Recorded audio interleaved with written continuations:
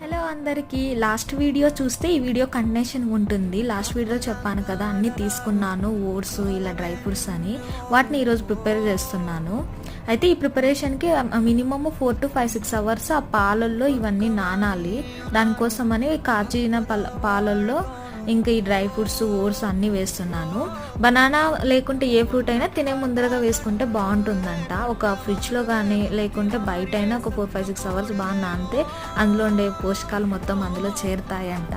దానికోసమని ఇప్పుడు ప్రిపరేషన్ మొత్తం చేసేస్తున్నాను. నాకు ఈవినింగ్ టైమ్స్ ఎక్కువ ఆకలి అవుతుంది. దానికోసమని అప్పటికి చేసుకున్నామని ఇప్పటికన్నీ చేసుకుంటున్నాను.